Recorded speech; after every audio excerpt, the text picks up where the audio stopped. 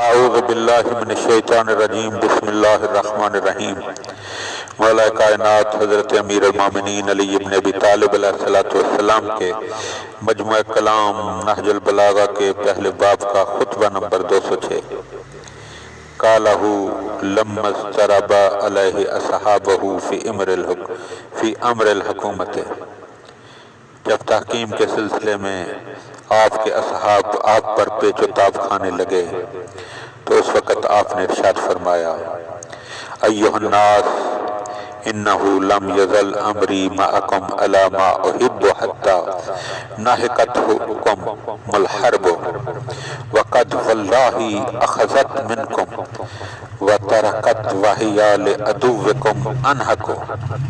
اے لوگو، جب تک جنگ نے تمہیں بے حال نہیں کر دیا، میرے حسب منشا میری بات تم سے بنی نہیں رہی۔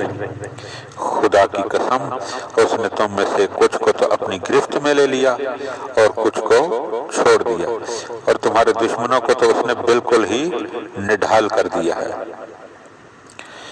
اگر تم جمے رہتے تو پھر جیت تمہاری ہوتی، مگر اس کا کیا علاج کہ میں کل تک امر و نہی کا مالک تھا اور آج دوسروں کے امر و نہی پر مجھے چلنا پڑ رہا ہے۔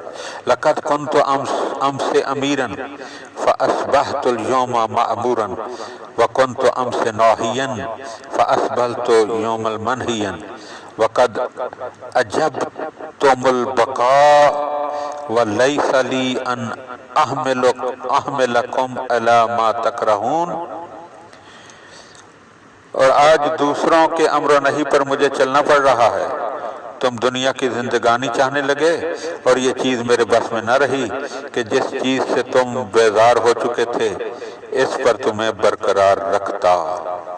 اللہم صلی علی محمد۔